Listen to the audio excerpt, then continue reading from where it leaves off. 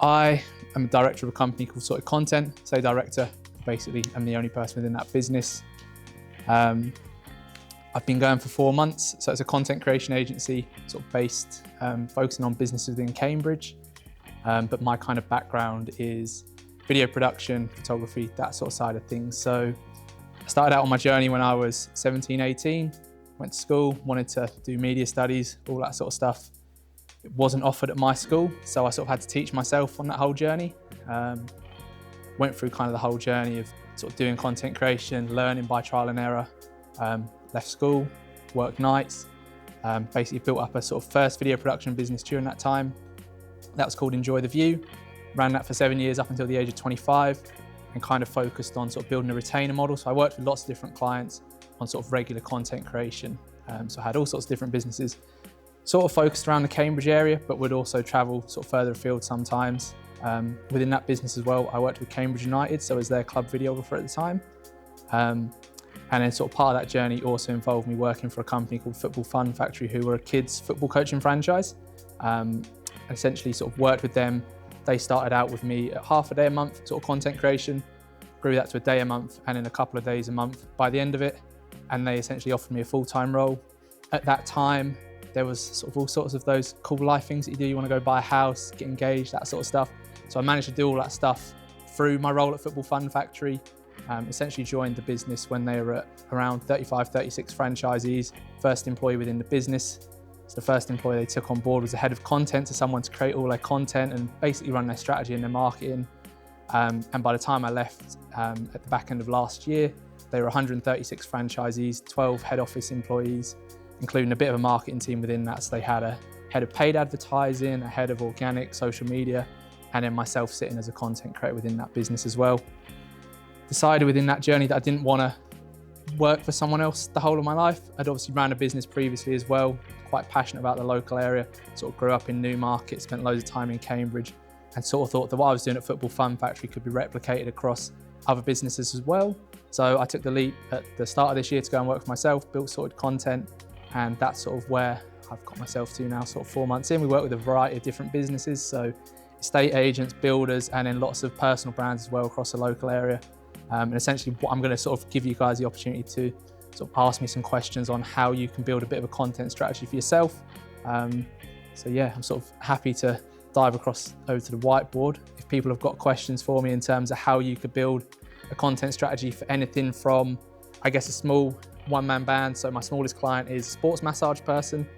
Literally spend half their month with them creating content for their social media, up to an estate agency firm who I sort of create all their content and then run their socials as well. So anything kind of within that realm is sort of something I can help you with, as well as Football Fun Factory sort of size businesses where you've got sort of a high turnover, high number of franchisees, and sort of a paid and organic sort of social strategy. So if anyone's got any questions on how you would go about creating that kind of content strategy, feel free to, let's go for it.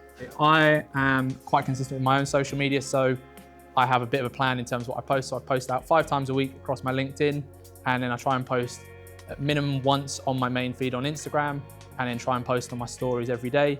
So I use my LinkedIn to kind of keep people updated on what's going on within the business. So different clients that I'm working with, different shoots that I've been on, how things are going for my different clients, just to kind of give people a bit of an insight as to sort of the success that my clients are having, how it's working for them, that sort of stuff. And also kind of have a bit of storytelling within that as well. So kind of the journey of me essentially quitting my job, starting a business, all that side of things, through to sort of seeing the success of my clients. So that's kind of what sits across my LinkedIn. On my Instagram, I do sort of a weekly recap each week, which kind of covers off the personal side of things. So when we talk about personal branding, sort of business branding as well, my Instagram, I sort of predominantly use my personal brands to market the business. So Sorted Content has its own socials, probably post 2 or 3 times a month on those, but with my personal brands, I'm kind of posting across those pretty much every day. So with Instagram, sort of a weekly recap, which is kind of a photo album of sort of 15 to 20 photos I'll post across, which will be things that I've been doing with clients, kind of that journey of running a business, but also like the personal side of things as well. When I say that I'm quite passionate about Cambridge, I'm a Cambridge United season ticket holder, sort of spend a lot of time within the city and kind of work that into my own personal brand, which kind of attracts clients that I enjoy working with, but also enjoy working with me. A lot of my clients sort of have a couple of things in common. So whether they're a football fan, they like going for coffees or whatever, or they like supporting local businesses, that sort of stuff kind of attracts the different businesses I work with. So my kind of way of getting retainer clients is just posting consistently, showing them that my socials are good, their socials can be good through having a consistent sort of social strategy as well. So I do that through my own content creation, but it's kind of not at the same level as what I try and do for my clients. Yes, Renata? You just doing posting, or you supporting others as well? I just do, in terms of what I do as a business. No, like you're making the post on LinkedIn, I'm just visualizing that. You did the post, you shared it, yeah? Yep. And you left it and go, or you contact and comment, support others on LinkedIn doing the similar stuff? Yeah, so I guess you sort of have those people that you tend to engage with, the people that you kind of feel comfortable with. So there's other videographers that I engage with, other local businesses. So a lot of my clients, I'll engage with their posts. For example, I work with the rugby club, so I engage with other clients and other businesses within the local area. They then kind of engage back with me, that sort of thing. There's almost a bit of a circle. There's a few familiar faces. So Seb, for example, someone that engaged with my stuff, I try and interact with his stuff as well. So those sorts of things where you're interacting back and forth, you keep yourself a little bit top of mind in terms of sort of what I do through the... Yeah, and this is like really, really important, and there's so many people I've spoken in the past, you know, they simply post it, leave it as they busy. Yeah. But that don't work like that. Yeah, if you're just throwing stuff out there to people and not kind of engaging back with it, yeah, you're taking but not giving anything back to people. So that's kind of the approach that I try and take, is I try and put stuff out there. Ultimately, it can sometimes get busy, and I am guilty of sometimes not engaging back with people, but for the most part, if I see stuff that I can engage with, like with, for example, someone sticks up an Instagram story, there's a builder that I work with, his guy that does the tiling for him, he posts up a video of him doing it, and I engage with that, but that then leads to him inquiring about having a video of his tiling work and stuff like that. So it's those little kind of, just keeping yourself top of mind, and that's kind of where it sits in terms of the regular content creation. You're sitting top of mind for your clients, and then you have that little bit where you kind of just drop a like on it or something, and like, ah, oh, Ollie's still there, I need to get that video booked in, or need to do that sort of thing, and that's kind of what's worked for me. Exactly that, because that fine line between what you just explained, your ideal client is seeing you, he is not necessarily interact with you, or like with you, making likes. Yeah, they sit there silently, and then they decide that that's the moment that they need to. 100%, yeah. That's a question. Yes. Do you purely focus on content creation, or you sit on the strategy side, or a bit of both? So when I ran my first business, it was very much focused on content creation. So my background is taught myself to be a videographer, went and done loads of videos and stuff for people, and that was kind of how I went on the journey. When I went to Football Fun Factory, I joined thinking that I was going to be head of content, and that was kind of going to involve, here's a bit of a strategy, Ollie, we're going to follow along with this, you create the content. I then ended up within 2 weeks managing all the social pages, so we'd schedule out. We had a goal at Football Fun Factory to post 3 times a day across all of our social platforms, which when you're a sort of start business and you just want to be in everyone's faces, that works really well. It's then creating the content for that kind of, and it worked really well for us. I know it doesn't work for every business, and sort of a lot of the businesses that I work with, where they're that sort of franchises, it works well for. And we had 2 different sort of audiences, so we were trying to sell franchises but also try and get kids onto programs for the franchisees. I would probably advise that you maybe post 2 or 3 times a week across your platforms for most of the clients that I work with. So how do you empower your clients to take better content themselves? Because we all know that small businesses do not have, or even, you know, businesses with decent budget, they're putting it into paid, they're putting it into things that they can track results. Yep. Organic socials are a brand building, trust building exercise. So it's very hard for them to see the value of putting budget there. Yep. So often if they want to take off a lot of that doing grunt work. Yep. So how do you empower them and teach them to take better quality content? If they have a strategy that they follow, and it's almost a little bit of a plug and play, here's the content, here's the strategy, you guys feed it out for the most part, then it's kind of one of those ones of, I would say to the client, for example, like the building one's a good example in that, here's all the stuff that's going out, share this across your profiles as well, and then add a couple of bits and pieces in that kind of slot around everything else that is a little bit more rough and ready, so you've got that nice sort of polished look to things, and then also, yeah, a little bit of like the authenticity side of things as well, but that's kind of how I would suggest to them. I mean, these are businesses that are kind of using me for half a day to a day a month for the most part. So the time's a little bit more valuable. So they do need to kind of be self-starters a little bit as well. Yeah. They have their brand stuff, but then when it comes to personal brand, they need to run that a little bit themselves. But they sort of have the basis to do that with their business having consistent quality and content going out anyway, that they at minimum can share stuff, but the more they do, the better. But it kind of is driven by them a little bit. Your process of like ideation, if you're posting so much across the whole week, how do you come up with those ideas consistently that don't become repetitive and boring? Yeah, so probably the best place to sort of work from that is one of my clients. He's a one-man band sports massage therapist. It's a really interesting industry to try and film because you're essentially just filming a guy doing massages for the most part. So what we do is, which is interesting for sure. So essentially what we do with him is we've kind of mapped out a content strategy where he has a couple of videos that he puts out a week, a photo post that he'll put out a week, so we capture photos on his content day as well. And then he essentially will top that up with some Instagram stories of him sort of running a day-to-day of the business kind of thing. So that content strategy of video stuff sort of looks like a couple of client testimonials per month, a couple of almost like authority pieces per month where he kind of gives some insight into different injuries that he sees, different ways that he would treat things. We always do a couple of sport-specific things as well. So, for example, at the moment it's marathon season, so we've done a feature on the Newmarket Half Marathon, which is coming up next month. And then we've also done something on High Rocks as well, because there's lots of High Rocks events coming up.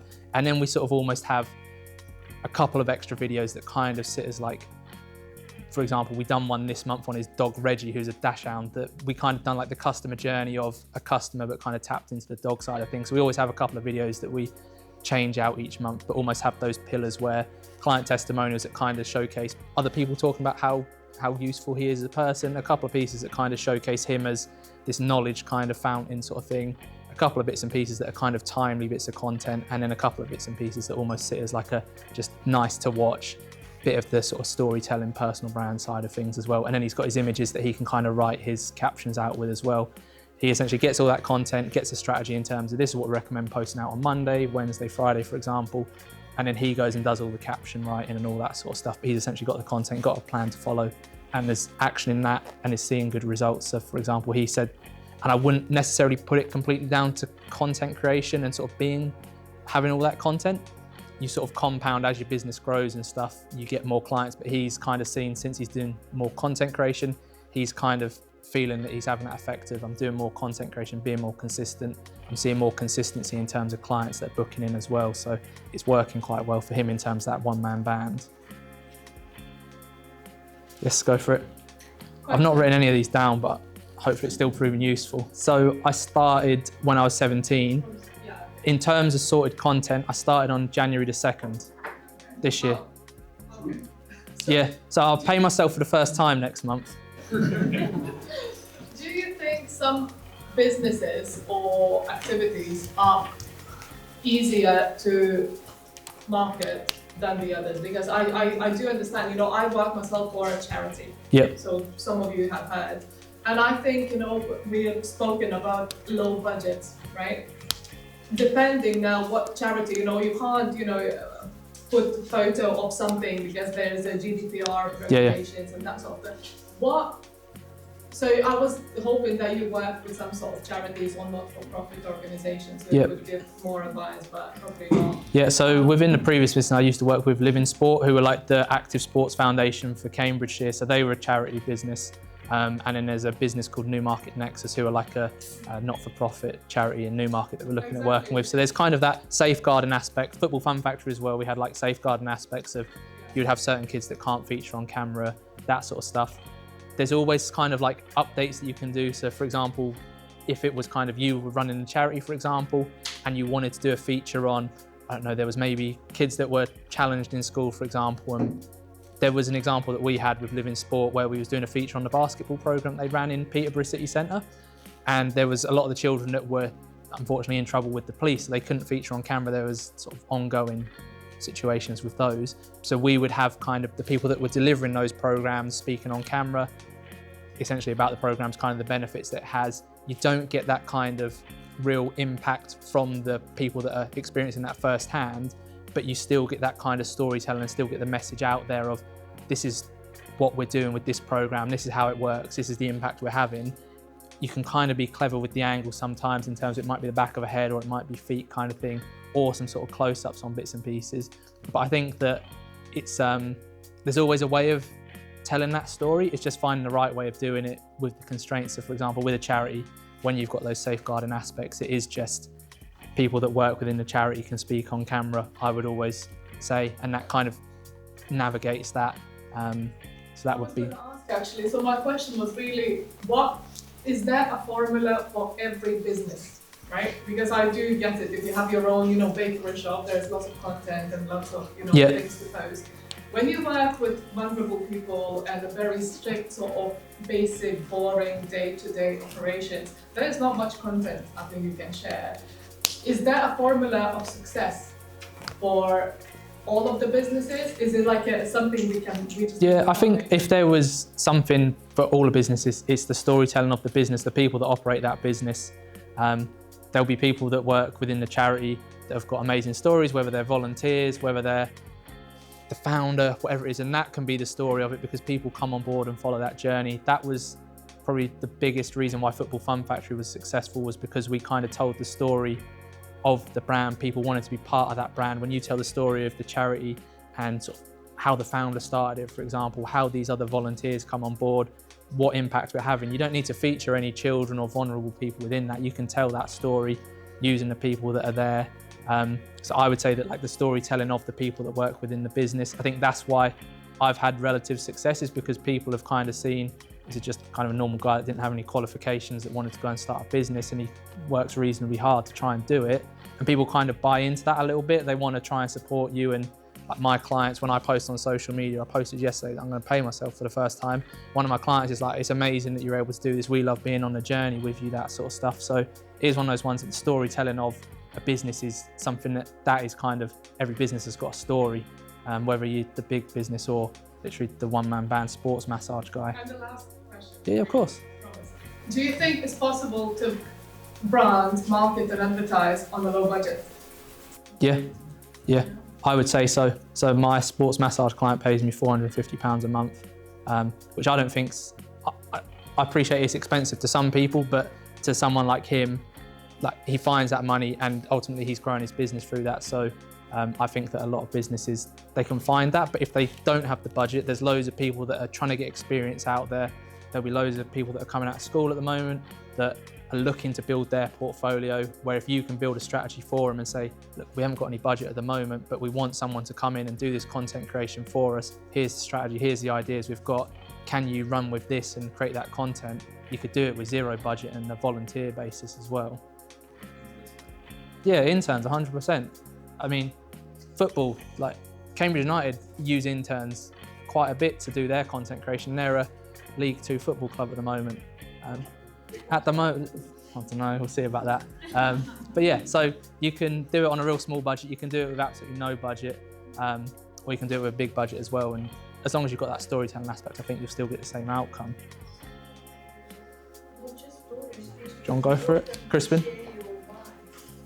I think it's very time-consuming for the business owner. You've got to spend a lot of time doing. Yeah, it 100% can be time-consuming. So when it comes to someone like Josh, for example, who's a sports massage guy, if he was sitting there and he was filming himself all day and trying to get his lighting set up and then set his phone up and plan his scripting out and then think about what am I going to do every month, he doesn't sort of, essentially he stops it quite quickly, where when he's almost committed to, okay, I know I've got Ollie for half a day a month, like he's going to come in and I need to make the most of this time that I've got him, but I also know that I've got the plan I need to follow along with. He's a lot more committed to it, he has the plan to do it, and he's ultimately only committing half a day of his time a month, where that's essentially going to result in a bit more income for him. So it's, I go in personally for my clients, but then for other clients, for example, with my personal brand, on a Sunday evening, I'll look at what my calendar looks like for the week. I'll write out all of my posts and I will sort of, so for example, like today I posted that I sponsored the rugby club. So I knew that I needed to get a picture of me sponsoring the rugby club for my post today, but that post is all written out. All I need to do is get the picture throughout the week and then post it. So that's probably taken me half an hour on a Sunday evening to write out my post for the week, know what I'm going to capture alongside what I'm doing day to day, where it's literally 5 seconds, take a picture. I've taken 5 pictures here kind of thing that I can use for my post on Monday. So I've probably spent half an hour doing my personal brand over the course of a week. So I don't think that takes too much time, and it's sort of one of those ones of, it's how much you kind of value your personal brand as well. And it's one of those ones of, some people don't value a personal brand, some people do. But I would recommend having a personal brand if you don't have a brand as well. Go for it. One more question and then we'll go. Yeah, cool. So what softwares or platforms do you use to, because you're like doing content for multiple people, Yep. do you use any like software to organize it, like Planable? Yeah. Or, So I use, or how do you schedule it? in terms of managing my day-to-day, I use Trello. So for all of my clients, we'll essentially have a sort of planning list of shoots to capture, and that will include what videos we're going to have in terms of deliverables, what the shoot days look like. That kind of sits within there. So plan that all out at the start of a week, start of a month, whenever we kind of get the shoots come in. Then when I'm out on shoots, it'll literally be a case of on my phone, go through and tick off, have we got this video clip, have we got this interview, have we got all the stuff that we need for this deliverable. Then when it comes into the editing, I literally go through and just follow along with that. So Trello's kind of like the whole resource for me in terms of like a project management type thing. It's what we used at Football Fun Factory to kind of manage the whole business as well. So it works quite well. It's really user friendly. Yeah, I really like Trello. It's quite easy to pick up, use. So I recommend it to my clients and stuff as well. But yeah. All good. Cheers.